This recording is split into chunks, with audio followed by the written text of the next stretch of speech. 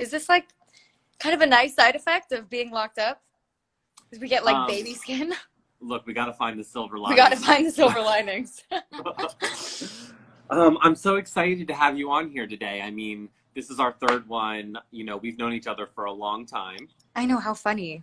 I just want to give everyone a quick background again on what we're doing here. I started this to highlight local restaurants who are struggling during this, you know, unprecedented pandemic.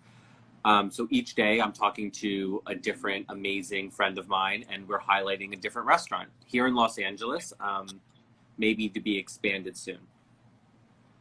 Such a wonderful idea. I was so excited when you reached out to me because it's something that I've not heard of many people doing or anyone doing. And it's something that I think that it's like such a ripple effect of what's happening right now. Like you said, with this unprecedented time, like this is going to go down as such an intense time in our history, and the fallout from it is almost, it's inconceivable. It's things that we don't even know about yet. And this is one of many things that we need to turn our attention to make sure that the people who get our help, who need our help, actually receive our help, because we're going to lose so many incredible restaurants we have so many memories in, and this is such an important thing that you're doing. I'm really, really happy that you're doing it.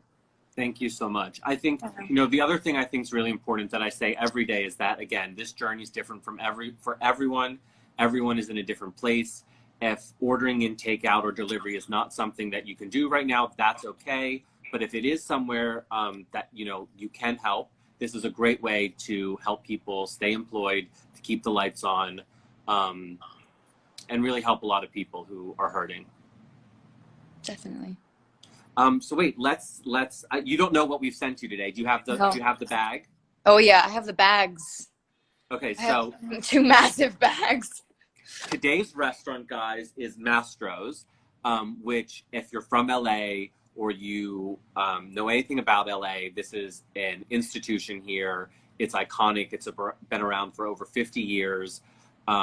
It's really an incredible place with a lot of rich history rooted in LA culture. So it's one that I personally wanted to support. Do you want to show everyone the bag? Do you have? They sent me so much food, so like I think you probably have the same, right? Yeah. Oh yeah. I had when I went and I grabbed it, it was like an armful. Okay, so I have. They're labeled. This is so cute. So I have just a box of whipped cream for what? I don't know.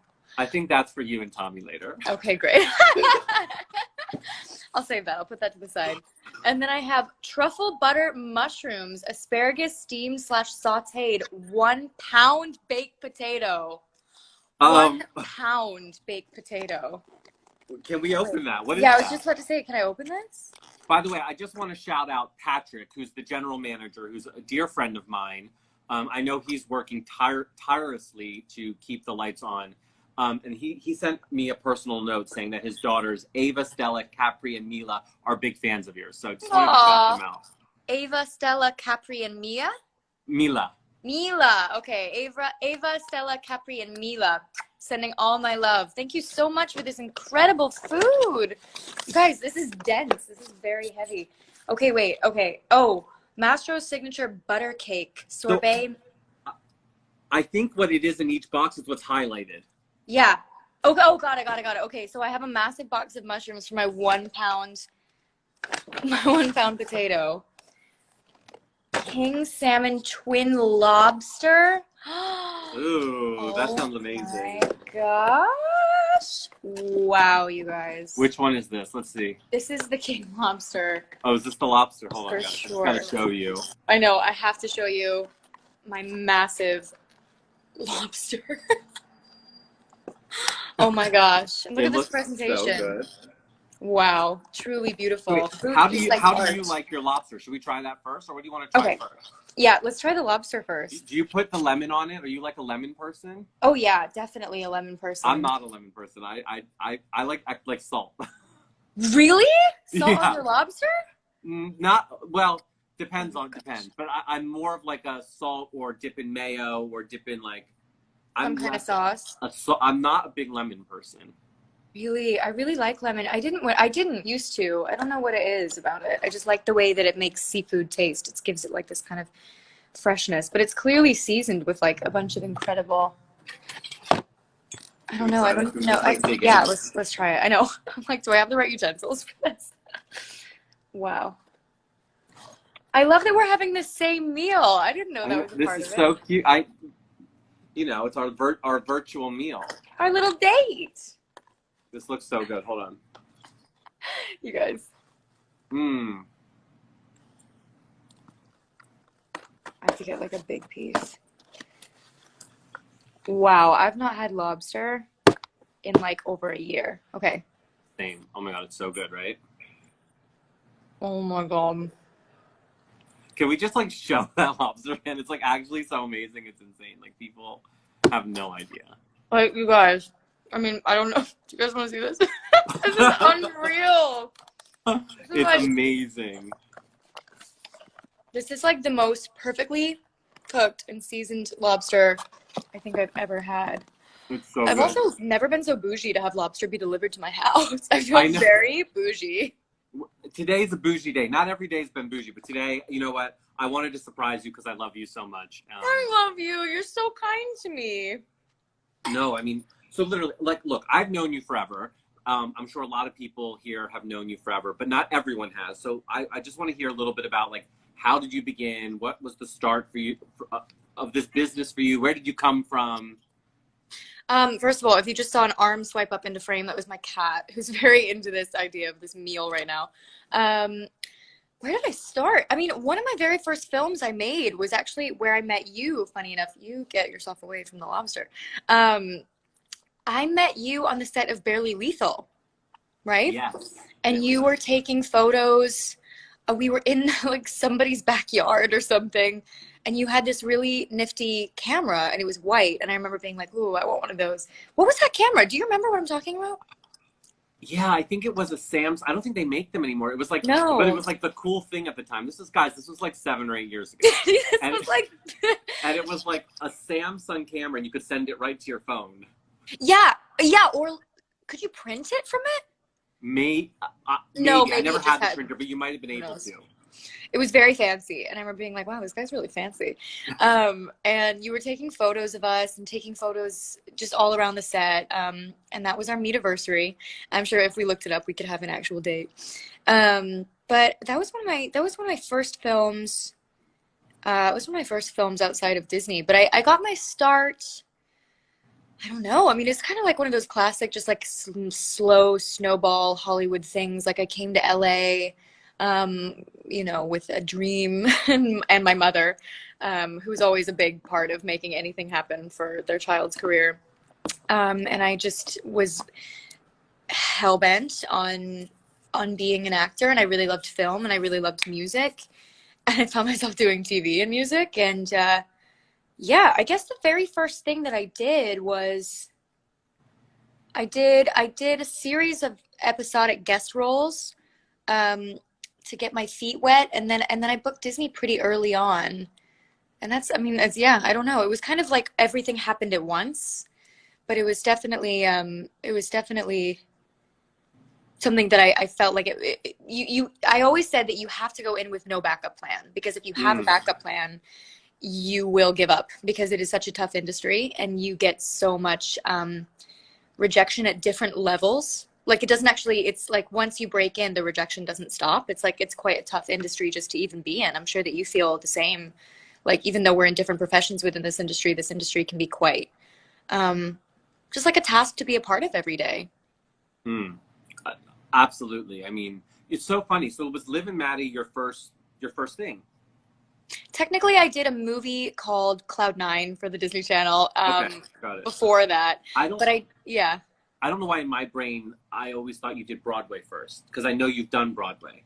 Yeah, I think it's because I started out doing stage. Like I started out doing stage, but it was all like smaller local things. And the idea was either my parents had just split up, and me being a 13-year-old, I used that as like leverage to be like, okay, Mom, you're at a point in your life where you're either going to go one way or the other, and I know where I want to go, so let me lead you there. And I was like, either you're going to move to a big city because she just gotten her master's degree in sustainability, and she wanted a new job, and it was like she was going to start over in her life. And so I was trying to convince her to start her life over in LA or New York.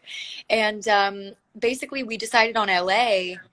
If I was to go to New York, I would have done stage. Maybe that's what you're thinking, because I was thinking I might have gone straight for stage. But then we chose LA literally because she was like, I hate the weather in New York, and LA seemed like some place that she might be able to like find a job more easily. And so we chose it, you know, based on practicality. And then my whole career has been based in LA and film and TV and not stage. Stage more recently, but yeah, I yeah. was gonna know, because you've done stage recently, and to like incredible reviews. First of all, Thank you. I really wanted to see the one that you had done in London, and we missed each other, and that was everyone. You got a lot of praise for that, so thank you. Yeah, it's I guess I sort of got a little like gun shy about stage. I sort of feel like there's such different mediums, film and TV and stage, and if you've been doing one for a while, I just sort of feel like the other one loses steam, it loses its credibility. And so I was like, oh God, do I even know how to do this anymore? So I kind of took like a year, and I did Clueless, and then I did Light in the Piazza twice. And I really feel good now. I feel like I've like really worked on that in terms of like how I feel about it. I can now confidently be like, I'm a stage performer. I trust myself in that medium. Whereas before, you know, I would have felt kind of like a fraud if I had said that I was a stage performer. But yeah, I definitely, it's so nice to be able to feel free to do so much. I'm sure you feel the same. yeah. I mean, I was just thinking like what you just said about this like sort of pressure to like make the right moves and to be strategic about like, do you do this project next or this project next? And I feel a lot of that all the time in what I do as a photographer, and I know as an actor, you must. Like, it's crazy the amount of sort of pressure, and there's so many voices in the room about like, if you don't do this next, you're never going to get here, or you have to be more like this or more like that, and it's really hard to like sometimes navigate that. Yeah, and I also think something that I'm really facing right now is like there's this sort of invisible thing, because there used to be what, like 50 well-known celebrities in old Hollywood. You know, we could all name them, most of the big ones. And now, because of the amount of different avenues you can go down, different sort of like, I guess like I don't know, maybe types of celebrity you can be, like the ways that you can gain a sort of a following or a credibility, it's so vast. You know, I feel like there are more famous people, more working actors, singers, performers, artists than there ever have been. And there's a sort of an invisible, like they all go into a sort of a category, you know, whether or not that's intentional or not, like in the eyes of a audience or in the eyes of the public. And it's really, really hard right now, because it's such a slippery slope. It's like if you do too much of this, you slip that way, and then you can't do that stuff. And if you do too much over here, you slip that way, and maybe you make more money or maybe you have more fun, but then you can't do that stuff. And it's like, it's very much, it's very slippery right now, where it may feel like there are more opportunities for performers than ever. I think that it's also very, it's a sort of a tricky place to navigate with all of this like social media and the way that media is changing rapidly. It's definitely something that we all have to be a little heads up about as performers. And even, you know, like, I mean, everybody in the industry has to be very like heads up on their career right now. But it's also fun. A lot of it's in our control, more so than ever. So that's sort of a double-edged thing, I guess. Should we try something else? What do we want to try next? Oh, There's so much. I know. I'm like, what? Let's see. What's this? That looks cold. We'll wait for that. I think that's desserty. I think I have French fries here. Do I just have a whole box dedicated to only French fries? Yes. Oh my God. You guys. And also Justin. What do you have this? Oh, yes. This is my favorite thing ever. What in the world? I have never seen this many fries. Okay, wait. I have to put this lobster aside, not because I want to, but because my focus has been stolen. Okay, will you try fries with me? Yes. Oh my, are you kidding me? Fries are my favorite thing. Fries are my favorite thing. Gorge. Do you hear my cat? Even Oh your my cat god. wants Oh it. my god. It's so good. What is this baked in? It's literally amazing. I mean, like, I'm a fry addict. What is this baked in? These taste really different than other fries. They're so good. Oh my god, Mastros. Is that how you say it? Mastros? Yeah, Mastro's. Love Mastros. Big, big fan. It's so good. Is this baked in truffle butter? It I might can't be. go with it. Probably. It might actually be. Quality. It's just solid truffle butter. What have you been doing at home to keep yourself feeling inspired? Because I feel like you are such a people person, and you're such a person that like thrives on the energy of set and of people and creatives and beauty. What are you doing? Honestly, I've just been trying to stay as creative as possible. I've been working on a lot of like projects that are virtual. I've been collaborating with a lot of people around the world to do stuff in that space, but that's different and transformative and pushing what that looks like, acknowledging that it's virtual, not trying to be something else. Yeah. So I've been doing a lot of that. I've been working on this platform on Tings, so we have a lot of exciting stuff planned coming up. You've been an early supporter. So you've already been in one issue. We need to have you back, obviously. Which, by the way, As was one of many my times as favorite possible. shoots ever. I look back on that shoot and I'm like, wow, like we just woke up that day and we said, I don't know, like it was so beautiful. You're so talented.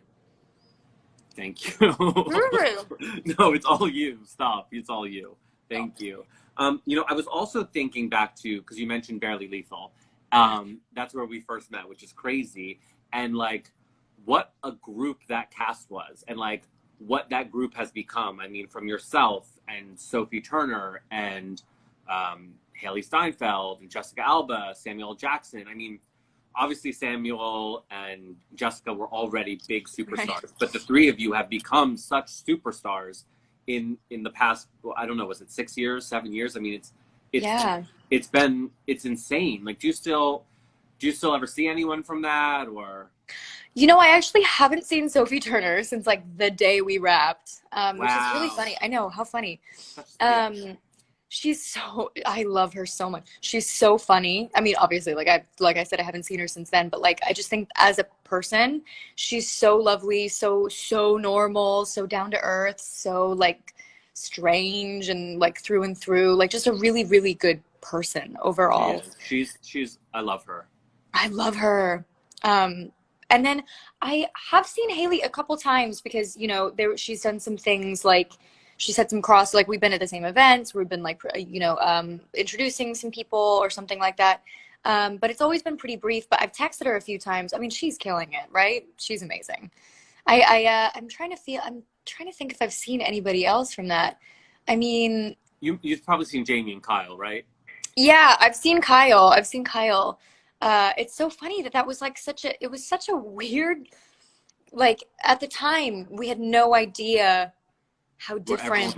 Yeah, and everybody's career is so different, like so singular, and like their performance styles and who they've become is so different than who they were then as well. It's wild to think about, and it's also such a funny little movie that like some people know about. I still get tweets about it, and then some people have no idea. And then when you look back, you're like, all of these people in the same movie. What a weird thing. I know, it was really special, and us being, I feel like we're all such good friends from that because we were all in Atlanta. We're not even in Atlanta. A lot of it was 2 hours in the suburbs outside of Atlanta. Was that where we were? Because I've been to Atlanta since, and like my memory, I'm like, I don't remember any of this. We were like 2 hours outside of Atlanta for most of it. Staying at like a motel basically. We were all like at that motel. I remember it was like fenced up, and there were like people selling tasers on the outside. Yes. And there was like a Waffle House across the street, and that was it. You either had to eat at the Waffle House, the Red Lobster, or the IHOP. Those are the only three options. The only options, yeah, which at the time was great. It was. I was like, at the time, it was like Lobster House felt like a luxury then. Yeah. Or whatever it's called, lobster something. And that was the last time we ate lobster until today. It might have been the last time I've had lobster. Also, did you come with us when we went to like Maine No. Atlanta? Oh No, yeah, yes. I was there for a week. Yeah. because that was when we like got, what is it, Lenox Square Mall, and it was like very exciting that there was this massive mall. I remember I went back recently because Thomas was there. No, yeah, Thomas was there shooting something. And I was like, oh my God, memories. I feel like if you're an actor or you work on films, you like know Atlanta and Vancouver and like New Mexico really well. And Sometimes those, Shreveport. I've never been there. Where's A that? lot of stuff films there. I think it's Louisiana, and a lot of stuff. A lot of the Marvel stuff films there. Yeah, but yeah, I'd say Vancouver and Atlanta are probably the two. Love Vancouver. I know, me too. That's where Cammie films. That's why I was talking to her on Monday, and so it's Is funny. she still there? No, she is back in LA. Thankfully, she got Oh my back. I gosh. think she was able to get back like 2 weeks ago or 3 weeks ago. I think. That would be so stressful to be working and then, I mean, even though No. I'm sure they all have apartments there, like that would be so stressful. Mm-hmm. Yeah, because you're so isolated. When you're working, it's not so bad because you're working like 16-hour days. But Yeah. then, like, if you're isolated there and you're not working, it's like you're really alone. Yeah. Oh my gosh. And not at home either. Should Well, we it's so good. try? Should we try something else? What else? Yes. What else? There's so. Oh my gosh. I have a whole king salmon. Ooh, I have that too. You get me 2 dinners. I told them just to surprise us, so Oh I my. think this is all. You guys, I This am. is good. Are you a big salmon person? I am. I do. Are you? Person. Yeah. Yeah. It's so good for your skin. So. I was just about to say that. I was like, should I say that it's like a big secret for your skin? Just like all the fatty oils in salmon, the natural fat production is like so good for your skin. Now, And do this you do lemon, the lemon on this too? I love I'm gonna lemon try on this it. one with the lemon. I think it's really nice. I don't know why. My taste buds changed. I used to be like you. I used to not be a lemon person. You know what though? I like Did you this say with you the like lemon. mayo? I do like mayo. I used to not be a mayo person, and now on lockdown, I've been making so many sandwiches for Thomas for lunch because he makes dinner and I do lunch. You're so domestic. You're making No, I'm really like a not. 1950s house is making the sandwich. I wake him up and I say, "What do you want, baby?" I do. I make breakfast and lunch, which at first I was like, "That's an easy trade-off," and now I'm so lazy. I'm like, And who does the dishes? Well, that's the main point of contention. I'm looking at him outside right now. That's the main point of contention. Basically, the thinking is that because I do breakfast and lunch, he does those dishes, and then he does dinner, and so I do those dishes. But the dinner dishes are always like a fucking sorry. Yeah, that's not a fair trade. No, it's not. It's not a fair trade because the dinner dishes are like I mean, it's like it looks like there's been a bomb that's gone off in the kitchen, and then breakfast and lunch is like a bowl, a plate with a few crumbs on it. It's not fair at all. Yeah, you're definitely getting the short end of this. I know. But to be fair, he like makes meals a lot longer than I do. I'm kind of like, True. do you want a sandwich? I'm really lazy about it. But I'm trying to get better. I'm like watching YouTube videos about like healthy, easy meals. I might get an air fryer. Fuck it. I got an air fryer. Do you love it? That's the only way I can cook anything. You press a button and it's done. Oh my God, wait. I just took my first bite of that salmon. That's amazing. It is really good, right? Like tender. Mm-hmm. Wow. I like the lemon on this one. Wait, what's your go-to thing in the air fryer? What do you make in the air fryer? I've not made anything. I don't have it yet. Oh, you don't have it yet. Okay, you need to get it. But my plan, I watched somebody's YouTube video where they make a like coconut chicken strip. So they take like these not pre-made, they're like pre-sliced chicken strips, but they're natural organic chicken, and then they dip it in an egg, and then they dip that in coconut shavings and then like some spice, and then they just pop it in the air fryer for 10 minutes and it's ready. And I was like, what? I do the same thing but with almond flour instead, and it's amazing. Because it's like breading. Yeah, and it's just almonds. My God. And that's so great because I'm so lazy in the kitchen, but I don't want unhealthy food because I've just gotten to this point where I feel awful. When I'm having more blueberry Nutella like bagels than I am like not throughout the day, like replacing meals with that, I'm starting to feel like a crazy person. What is your like go-to, like, I don't care about the calories, I don't care about the carbs, like what is your go-to cheat food? Like if you're just gonna like go for it. Okay. I actually have an answer for this. Have you ever been, you're going to be like, no, because it is so, so divey. But there's this donut place in Burbank on Magnolia. Do you know about this? It's a 24-hour donut hut No. where they make it, it's like its own thing. It doesn't have a chain. It doesn't have, I think it's the only one. And it's just like these guys, I don't even know who owns it. It's just the same couple of guys all the time, 24 hours, and they're making fresh donuts constantly, so cheap, like 69 cents per donut.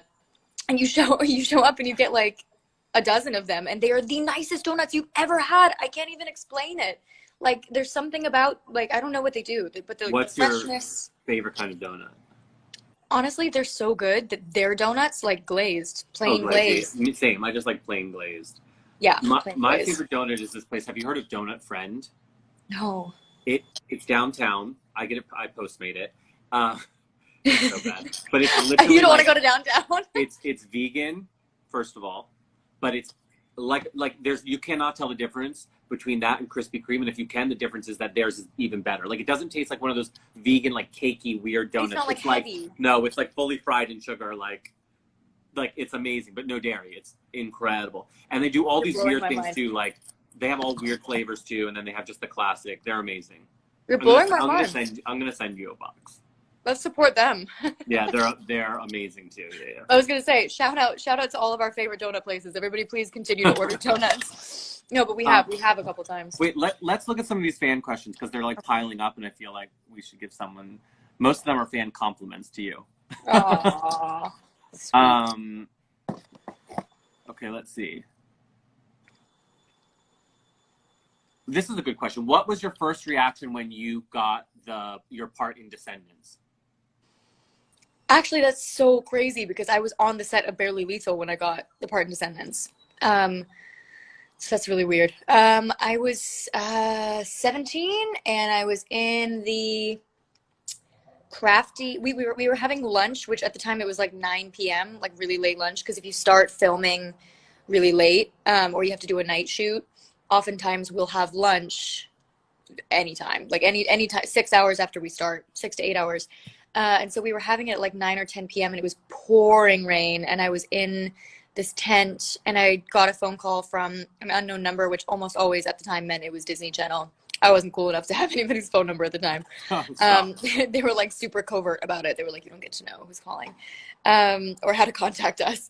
And they called me and they, offered me the part. And I remember it being like, at the time I had already met with Kenny Ortega, which kind of let me know the magnitude of the project that they were planning and sort of what they wanted to do with it and how serious they were about it. And so I was really excited that they trusted me with that. Again, it was kind of like another kind of a crazy project like Liv and Maddie, asking me to play twins. So I was feeling very like good about that. I was like, cool. I love that there's this massive corporation and they're trusting me with these two big projects that they are really excited about, even though I didn't know what it was going to be. So yeah. Mm-hmm. Wait, you said something. You said you weren't cool enough to have anyone else's phone number. So this sparked a question that I personally want to know, because you were cool enough then, and you're definitely cool enough now. Who's the coolest person you have in your phone book? Is there anyone that you're like, well, I can't, as a kid, you'd be like, I can't believe I have that number. Whose number is the coolest you have? There's actually a couple that like would really geek me out.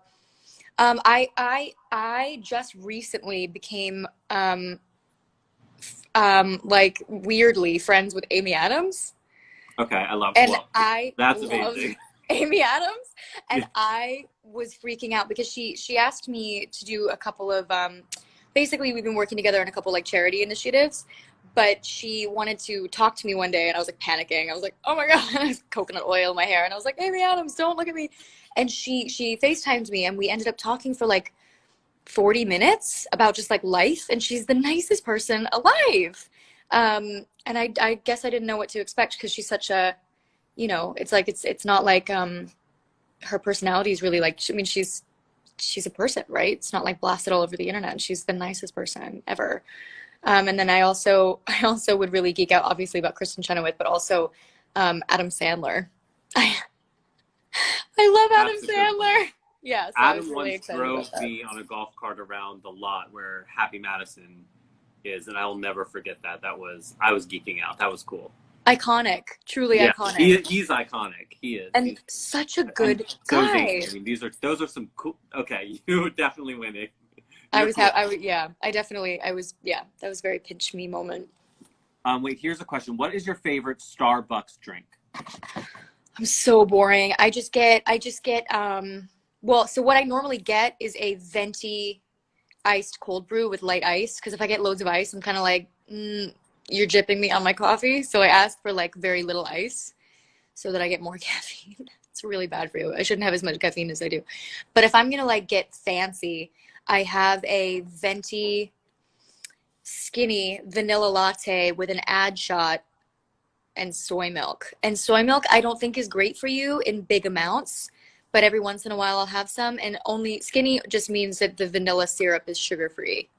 So I feel like I'm like kind of cheating, kind of not. But yeah. Wait, here's a question that I actually don't know the answer to. Are you naturally blonde? I don't know this. I am. I am. It's like a sort of an Amanda Seyfried blonde. Do you know what I Okay, but mean? that's blonde. That's very blonde. Yeah, it's like a honey blonde. It's just that when I have like, you can kind of see it. Like I have these highlights that make this look really dark, but I'm gonna try to grow out my natural color so that you guys can see how blonde it really is. Because I always color in my eyebrows because they're too light. Um, but yeah, I don't think I've actually had my natural hair color in years. I mean, since I was like maybe 9. So it'll be a fun quarantine experiment.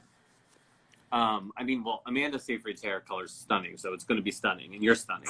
So. I'd say that it's not much of an experiment. We know you're going to look amazing. Oh, thank you. Wait, here's a good one. What is your quarantine Netflix recommendation? Have you been binge watching anything? Yeah, although I feel really bad to say I don't know if this is on Netflix or not. We just started watching Dead to Me. I think It's on that's Netflix with Netflix. Yeah, Christina that's Netflix. Applegate. Mm-hmm. We just started watching that. We're really into that. We've already finished, I don't know if this is Netflix, but we've already finished all of Ozark. We watched The Office, the whole series for like the 6th time already. What else have we watched? It's been a lot. We've done a lot of binging. We're right now enjoying RuPaul, the current season. I haven't seen it, but everyone says I would love that. It's what? Wait, you haven't seen it at all? Never. I've never seen one episode. I can't overstate it enough. When people told me that I was gonna love it, I was like, okay. But it is like I can't overstate it. It's so good. You have to watch it. Start with like season 7 or something. Okay. And work your way up, and you'll be so happy you did it. You need to watch Normal People. Have you seen Normal People? No, that's Okay, my one new thing I need to watch. No, like it's like changed my life. It's the best thing. Really? It's the best thing I've seen in at least a year. That's so exciting. It's on Hulu. It's incredible. I think it was made for the BBC and Hulu bought it. It's 2 sort of new undiscovered actors. It is the best thing I've ever seen. There's only 12 episodes. They're like 30 minutes each, so it's very, very achievable to do it in like 1 or 2 days. Amazing. Like, okay. Set in Ireland. It's a love story in Ireland, modern day Ireland. You're gonna love it because it's very going to be like you're gonna feel very like you can relate. We love to see it. Yeah, I absolutely, yeah, I love shit like that. I need a new like actual TV show to binge because I'm getting burnt out on my like terrible reality TV. It's making me feel sad. What's your go-to? Honestly, I actually don't watch any, and that's the honest truth.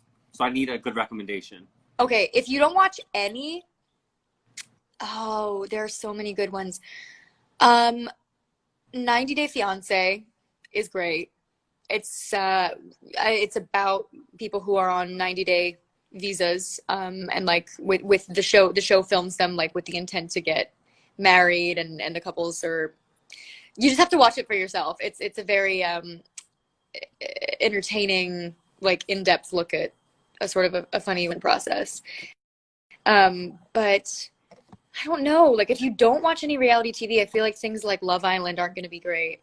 I don't know. It's really hard. Oh, you know what you should watch? This is actually a great recommendation. I was so into this. 100 People, 100 Humans. Did you watch that? No. What's that? Okay, it's not quite a reality show. It's like a social experiment show where they have 3 comedians who like they perform social experiments on a group of 100 people, diverse in age and gender and everything, and they go all across the board with like all these sort of like groups of people, and then they do these social experiments on them, never really telling them they sign up for this. It's not like evil, but never telling them what the intent of the social experiment is, so that the humans can't hack it. And it just basically shows like a really in-depth look at the human psyche and like biases and what age group is better at what, and it's utterly fascinating and like uplifting because it's quite positively done, and I'm like begging for a second season. Oh my god. I'm I think gonna it'd be watch. fascinating. And the other one you said, Nicola, you know Nicola. She's been telling me to watch that one too. 90 Day Fiance, or yeah, okay. She binged watched the whole thing with Brooklyn, so I need to watch that. It's amazing. I feel like that's the one I'm gonna start with because you've said it, she said it. I feel like if I'm gonna like dip my toe in, I'll dip it there. I just tend to like scripted drama. I like anything that's like sad and like torture. Sad and depressing and just, that's so funny. Yeah, no, I need to watch more of that because I'm burnt out on reality TV. I'm feeling like I need some substance, but now you can take over. I'll send you all of my best recommendations. Should we dig into this dessert? Like, should we try this dessert that they sent? I mean, it looks amazing. Yes. Hold on. I need to like clear room for it because they sent so much. Butter cake. Okay, I feel very spoiled, and food is one of my main love languages, so I don't even think that's on the chart, but for me it is. This is a full-blown. I'm opening the butter cake. Hurry up.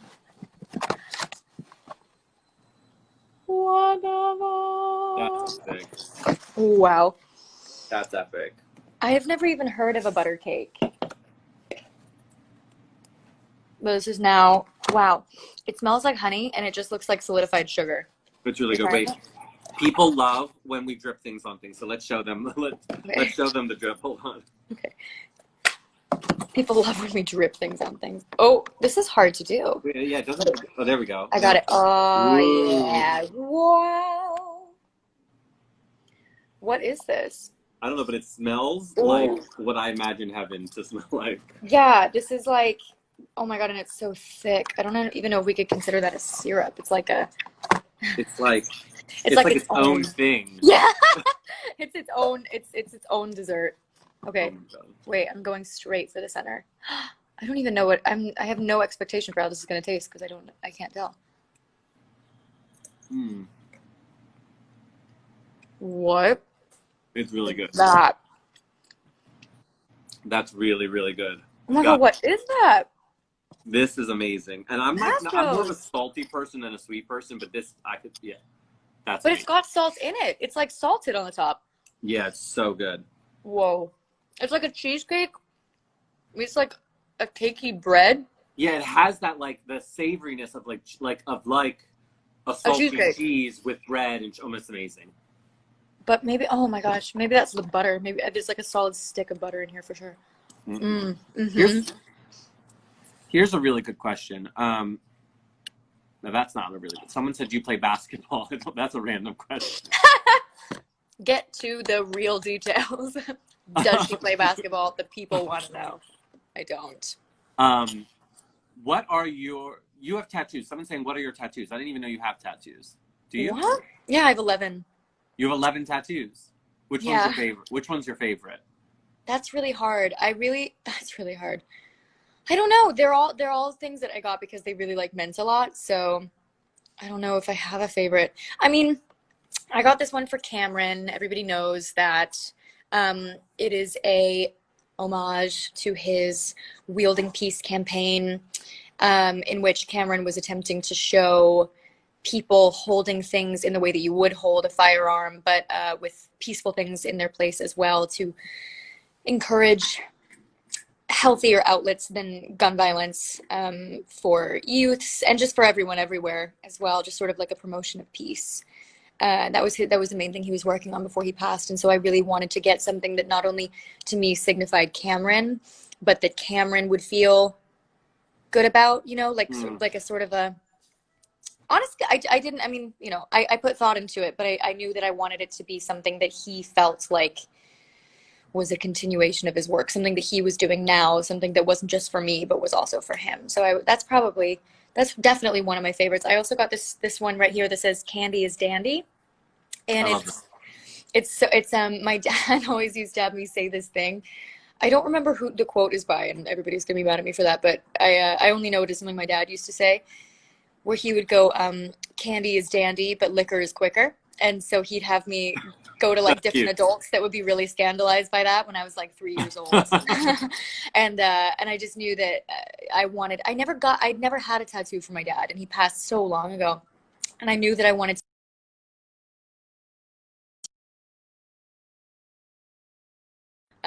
so yeah, yeah. So those are probably my two favorites. This is I think, a really good question, and a question that a lot of people can relate to. People who are in quarantine with other people, whether it's siblings, significant others. How do you maintain a sense of like calm and not being overwhelmed? Because it can be a lot to be so on top of someone else for so many hours of the day. We're not used to that at all. Like, we're used to being able to like go out and do our thing and then come home and see our partner or our family, and we're all stuck right now. Yeah, yeah. I mean, I think that that's something that it's something that none of us really have any experience navigating. Like I don't know anybody who I could call and be like, how did you do that? Right? It's something that we're all attempting to learn how to do. And there is a sort of a sense of a new normal, I feel like, with that. But I think as long as you are patient with yourself, and patient with whoever you're living with, there's going to be discord. There just is. Like that, like you said, humans aren't meant to be doing this, and even if we were, we're not used to doing this now. So I would say that as long as there's patience and grace on both sides, and as long as we are all constantly reminding each other what a strange situation this is, like half the time my best friend will just be like, this is weird, this is a weird situation, don't think too much about it, like stop judging yourself, this is bizarre, you don't need to have it all figured out. And just even that reminder of being like, oh yeah, this is really weird, of course I'm not processing things fully or correctly or healthiest, then it can kind of help you put things into perspective and take a step back. And then just like taking time purposefully for yourself, even if you don't want to. I catch myself being like, oh, I really want to be around Thomas right now, or oh, I really want to be like dotting around the apartment. And I'll be like, okay, but I know it's important to even just put your headphones in, even just like step into another room, or, if you can. Like for us, we don't have any rooms because we live in a studio, but we'll like step on the balcony or like go upstairs or something like that. So yeah, I think just setting that time aside and being patient. And then you remind me of something that I wasn't even thinking, because of course Thomas is from Scotland, right? And you spend a lot of time there. You guys have been, as long as for the last couple of years, kind of back and forth, back and forth. How's that been for him, and for even for you? Because like that's an extended family at this point. Mm. They're so separated, and you're so stuck here. At least you Yeah. have your mom here, right? So that's nice. Yeah. In all honesty, my mom has used to have an autoimmune thing with her lungs, and so we don't see her very much. As in, like, we try not to see her very much.